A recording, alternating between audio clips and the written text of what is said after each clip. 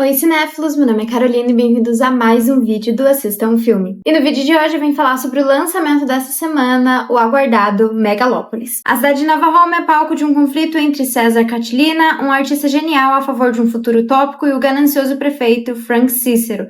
Entre os dois está Júlia Cícero, com a lealdade dividida entre o pai e o amado. O filme tem direção e roteiro escrito por Francis Ford Coppola e tem dividido opiniões. Apesar do filme ser lançado somente em 2024, esse é um projeto extremamente pessoal para o diretor, já que ele começou a desenvolver a ideia de Megalópolis lá em 1977 e passou a desenvolver o roteiro em 1983 e até chegou a vender parte de sua vinícola para conseguir financiar o projeto. E com mais de 40 anos nos pensamentos de Francis Ford Coppola, o filme quase começou sua produção em 2001, depois em 2007, depois em 2019 e finalmente em 2022 ele começou a produção do filme com Adam Driver como protagonista. Eu tive a oportunidade, depois de muita fila e muita espera, de assistir o filme na 48ª Mostra de Cinema Internacional de São Paulo, onde inclusive o próprio diretor fez parte dessa exibição, pelo menos no começo, e ele explicou que Megalópolis era um filme que tem que ser sentido. Definitivamente esse filme é uma experiência, uma coisa completamente diferente de qualquer filme até então. O filme então nos leva para Nova Roma, localizada em uma Nova York futurista, em que entre batalhas políticas o diretor aborda temas como o poder, a mídia, o legado, ambições e a própria ganância do homem. O filme então traz uma estrutura narrativa bem diferente, com atuações e diálogos exagerados e até mesmo teatrais que podem ser tudo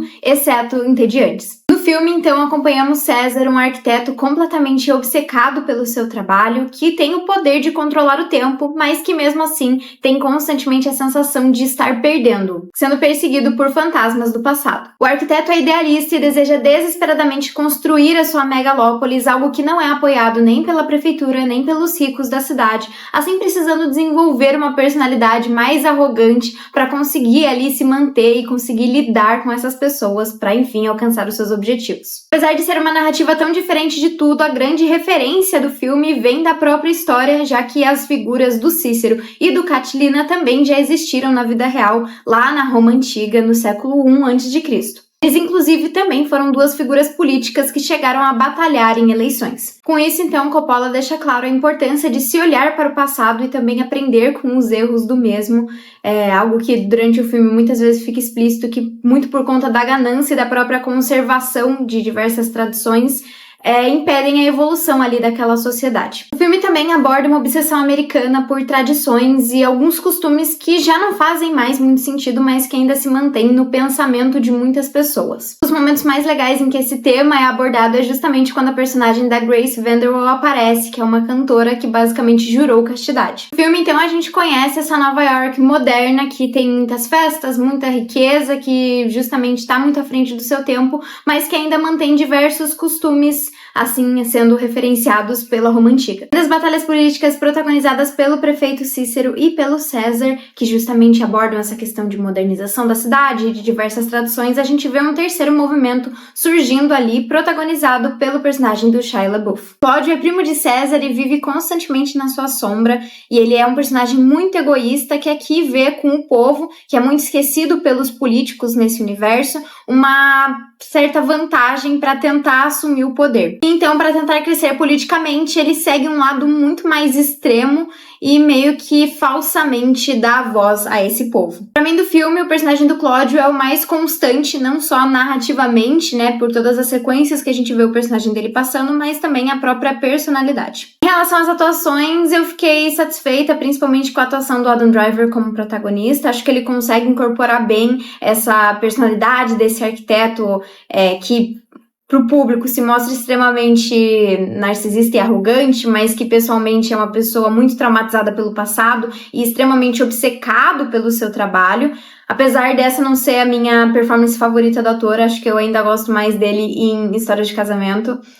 E também gostei bastante do personagem e da performance do Giancarlo Esposito, mas sinto que eu queria ver mais do personagem. Acho que ele sabe muito bem interpretar esse tipo de personagem, então aqui acho que caiu como uma luva, assim, mas eu queria mais dele, talvez. O filme também traz algumas homenagens ao cinema mudo e eu sinto que ele também fala um pouco sobre a carreira do próprio diretor. O principal tema dentro do filme é, sem dúvidas, o tempo e como ele é precioso e essa sensação de estar perdendo tempo, e eu sinto que foi quase que uma carta do próprio diretor pensando como Megalópolis foi um projeto que ele demorou anos para conseguir desenvolver, assim como a própria Megalópolis dentro do filme é pro personagem da Adam Driver. Tanto que o final é, de certa forma, mais otimista e eu, pelo menos, vi como uma forma do diretor dizendo que ainda vem muito mais pela frente, ainda tem tempo para fazer muito mais. O longa também acaba sendo mais experimental, não só pelas coisas que já citei aqui dentro e por ele ser, de fato, um filme que é uma experiência,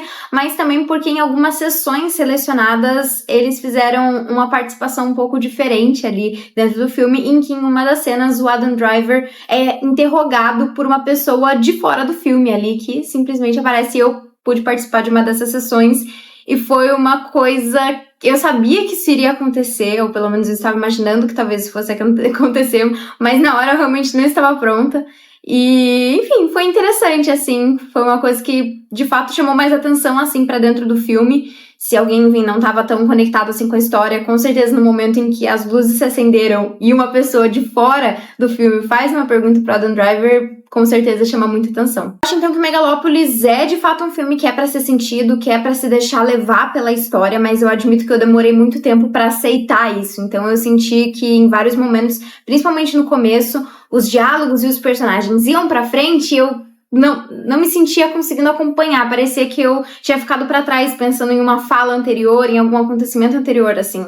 Eu acho que ele é um filme que eu, pelo menos, senti que tem um ritmo rápido, as coisas vão acontecendo numa velocidade até que constante, assim.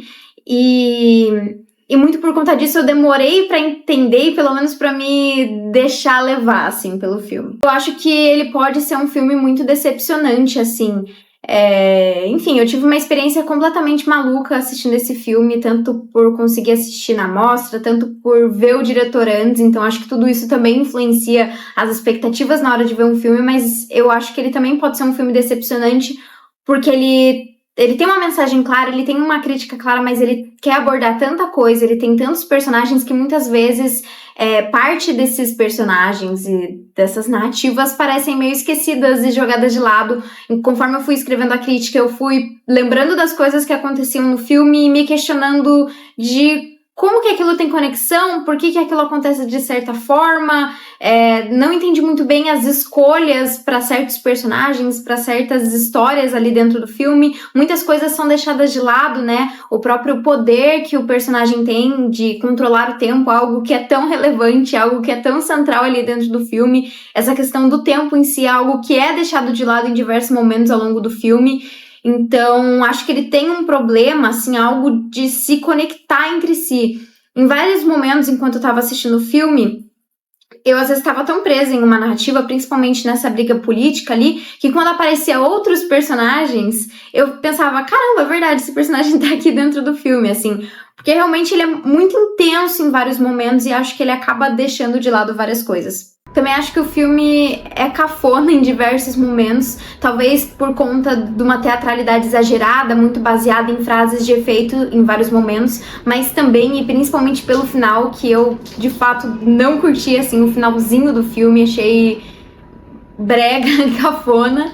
Mas sem dúvidas é um filme que vai gerar muita discussão, assim, pra bem ou pra mal. Eu acho que é um daqueles filmes que, pelo menos imaginando já na sessão que eu assisti o filme, eu conversei com pessoas que amaram e conversei com pessoas que sentiram que era o pior filme que já tinha assistido na vida. Então acho que é um filme que vai gerar muita discussão e assim como muitos diretores visitam novamente seus filmes, que trazem diversos cortes, né? Assim como o próprio Coppola faz, eu sinto que esse filme é um que eu vou querer revisitar depois de algum tempo, vou querer pensar novamente nele, porque eu acho que ele tem coisas interessantes. E eu sinto que eu nunca vou conseguir odiar ele, né? Eu me sinto numa posição mais neutra aqui entre gostar e desgostar do filme, porque eu vejo os seus pontos positivos, mas também consigo sentir bastante os pontos negativos, né? Eu falei para muitas pessoas que eu estava longe de amar o filme, mas também longe de odiar. E eu acho que uma coisa que me cresce muito é essa questão dos bastidores, né? Da gente ver um diretor um dos grandes diretores vivos atualmente, fazer uma obra que é tão autoral, que é tão apaixonada, né? Algo que ele desenvolveu por tantos anos, que pra mim, pelo menos, é impossível odiar esse filme, porque eu vejo tanta criatividade, de certa forma até ousadia dele de querer fazer esse filme, de lutar por fazer esse filme, de defender o filme a todo custo, que acho que isso me ganha em muitos momentos. E já citando o meu filme favorito, La La Land, em determinado momento eles falam que as pessoas amam o que as outras pessoas são apaixonadas por, e eu acho que, de certa forma, essa é a minha relação com Megalópolis. Pra quem gosta do diretor e do cinema, eu acho que Megalópolis é um filme pra ser assistido no cinema. É um filme que definitivamente vai decepcionar muitas pessoas. Eu acho que eu já fui com uma expectativa de que, até pelas outras críticas que eu já tinha lido, que ele não seria o filme da minha vida, o que tudo bem também.